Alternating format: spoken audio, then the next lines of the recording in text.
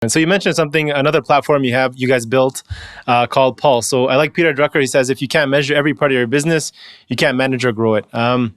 So, with that analytics hub you've built, which helps you track and benchmark your performance against your competition, can you just speak a little bit about that hub, of how that data tracks this data, and what key metrics do you think are most important to measure against for SaaS companies? What should they be performing and measuring against? Yeah.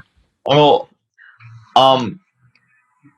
there's the way I've found pipelines work is they always are evolving with where your focus area needs to be.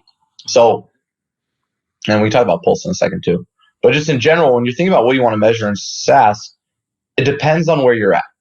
In other words, if you aren't getting enough meetings, you need to go get more meetings.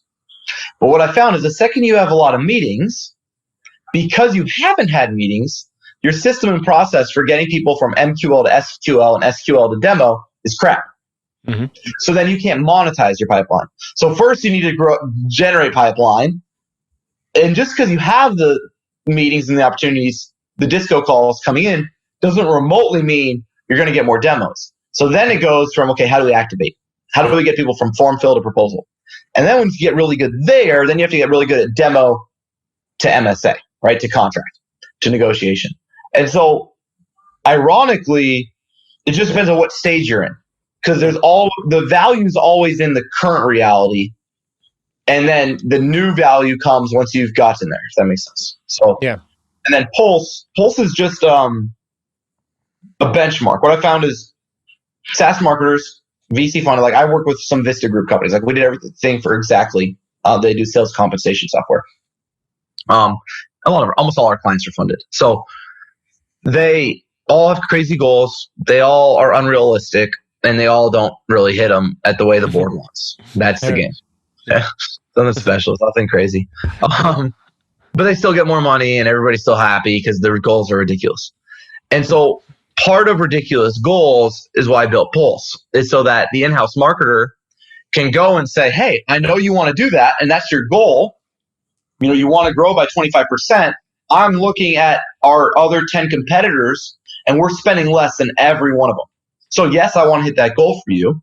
I'm all in on it. I believe we can do it. But I'm looking at my Google ads, and I'm at 50% search impression share due to budget. And I'm looking at Pulse, and I can see that I'm spending less than everyone else. So the truth is you want a Ferrari, but you gave me a lawnmower, and I'm not going to go that fast with a lawnmower. Right? And that's a real conversation. But marketers are yes men and yes women, and that's their problem. They get a goal, and without ever thinking about if they could actually hit the goal or what it takes, they say yes. Mm-hmm. And then 2 quarters later, they're fired, and they wonder what happened because it wasn't fair. Unrealistic. But there was a moment where they had this opportunity to push back, and that's what we got to get good at. So for SaaS marketers, just adding that, who are maybe, or even founders, they're looking to plan their growth budgets. Maybe they're trying to benchmark. What else do you suggest to maybe optimize their financial model, both on short-term and the long-term scale, to avoid, wasting time and, hitting the ROI on spend and, for these companies? Yeah. So you first want to start by capturing intent. So first part is making your brand discoverable. So if someone's searching for the product or service you sell, does your brand show up when there's purchase intent?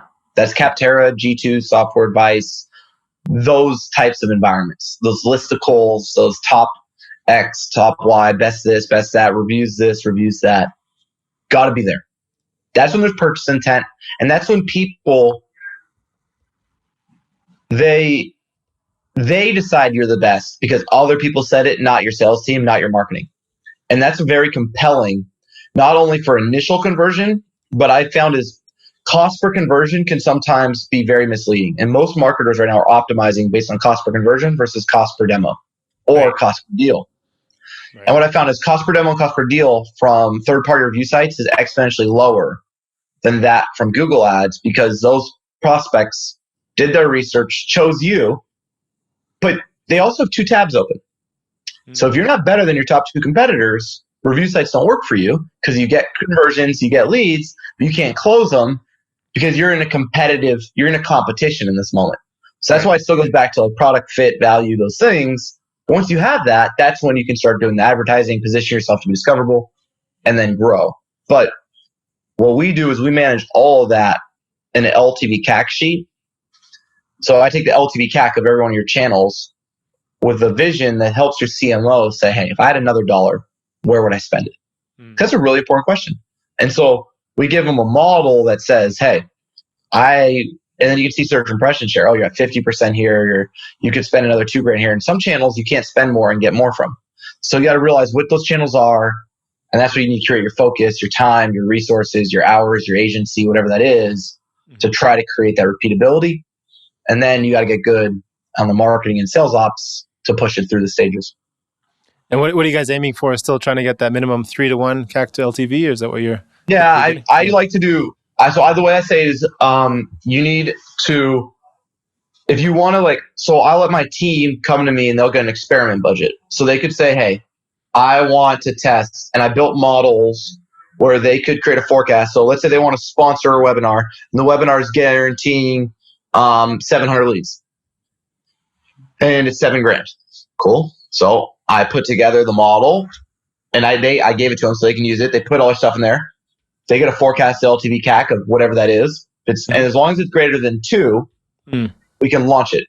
My thought is, as long as something has an LTV CAC of 2, I think there's enough optimization to get it to 3, and it's worth adding to your mix. Something less than 2, let's retire it and keep focusing on higher leverage opportunities. Makes sense. And you can always upsell too, right? If you get...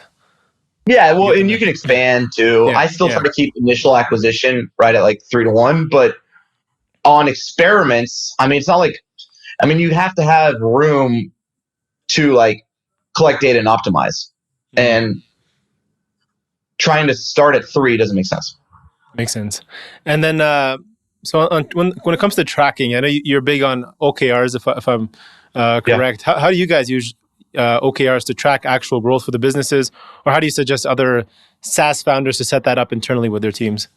Yeah. So I'm using a tool called Ally to do the OKRs. And then I do that as on quarterly OKRs. So we do, with the executive team, we have our quarterly goals. We got, objectives and key results.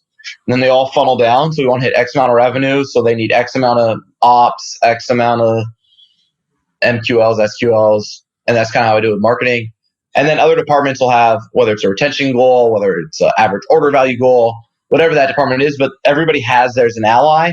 And then we do our one-on-ones based on their OKRs. So it's not about oh, how are you feeling today? And blah, blah, blah. It's hey, how are we doing on our OKRs? How are we progressing? How can I support you? What do we need to do to hit that? And so it keeps us very outcome-oriented with our inputs, if that makes sense. And how often are you reviewing that? Is that on a weekly basis? And then are you making changes or just once a quarter? No, we do. We'll adjust as we go, but we try to not pivot too much. I think pivoting too much is a sign of immaturity in your experience in business. I'm learning as I get better and better at this. I pivot less and less, and then I say fewer and fewer things. So, and I'm still not great at it, as I will be in the future. But the fewer things you communicate, and the more focus you create, and the more alignment you can create for everything you say, that's when you start to get that flywheel effect, and you start to get better. So you shouldn't be changing your OKRs all the time. It should be very stable, because you should have a very thorough planning process. And you want to adjust, so you can postpone certain ones, start new ones, as long as it's within your initial summit. If you keep missing and having to keep changing your OKRs, it's not. No, there's no employee or director that likes that coming from their executives. Either you set the wrong goal or you set it too high, right? So you set the bar way too high and you're just unrealistic. Or if you're changing that because it was too low and you're just So I think you get that with experience, right? What's actual realistic, and maybe you not hit 100%, but you get close enough is probably. Yeah. So you have to just get kind of good at the game. But we meet bi-weekly on our OKRs and update to them. So, once every 2 weeks, so twice a month. But more than that, and you're not really getting a ton of value out of the meeting, you're probably better off trying to influence them than report on them, right? So yeah, a little bit of balance. So you mentioned you work with the marketing managers. They have 2 quarters. If they don't hit their goals, they're fired, right? How do you work with how do you approach these business growth and planning when SaaS companies need to hit their quarterly goals? with the understanding that some of these marketing channels take a lot of time to test and see results, right? So of course with the paid, it's a little bit easier to set that up. But if you're doing SEO or CRO or other things, maybe it takes a little time. How do you set that expectation there? Yeah, I mean, it's not about time, because paid takes just as long as organic. Like the whole time thing is like a myth in a lot of ways and has you focused on the wrong thing. Like,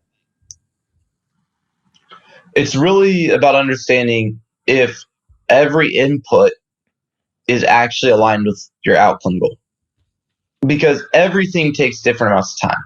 Like, regardless, like paid is not nearly as fast as we think it is. It's just not.